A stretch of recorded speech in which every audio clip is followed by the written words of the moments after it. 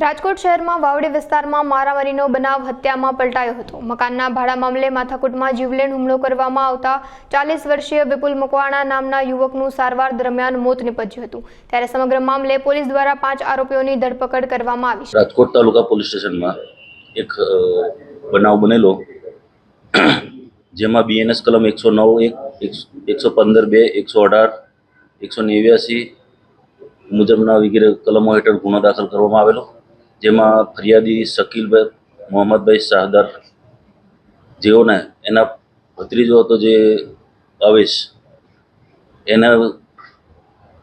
એના ઘરે આ કામના આરોપી જે છે એ ભાડું લેવાની બાબતમાં તકરાર થયેલી, એ બાબતની તકરારમાં એ લોકોને બોલાચાલી ઝઘડો થતાં ઉગ્ર સ્વરૂપ લીધેલું। એ દરમિયાન આ કામમાં મરણ જનાર વિપુલભાઈ જે શકીલના મિત્ર હોય એ પણ ત્યાં હાજર, અને ત્યાં મારામારી થતાં ગંભીર ઇજા પહોંચતા પહેલાં વિપુલભાઈને સારવાર હેઠળ હોસ્પિટલ ખાતે સારવારમાં મોકલેલા। સારવાર દરમિયાન તેમનું મૃત્યુ થતાં આ ગુનાના કામે 103(1) મુજબનો કલમનો ઉમેરો કરવામાં આવેલો છે, અને આરોપીઓ જે છે એ આરોપીના નામ આવતા આરોપીને ધરપકડ કરવામાં આવેલી છે ગણતરીના કલાકોમાં।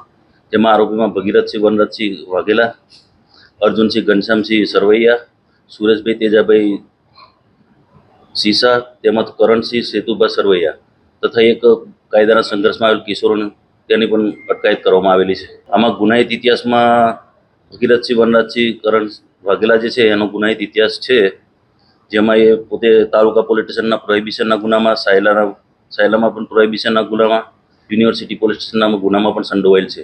મુખ્ય કારણે જે અવેશ કરીને જે આ ફરિયાદીનો ભત્રીજો છે એના ઘરે આરોપી છે, એ આરોપીને ભાડું લેવા માટે ગયેલ, એ ભાડું બાબતે તકરાર થઈ।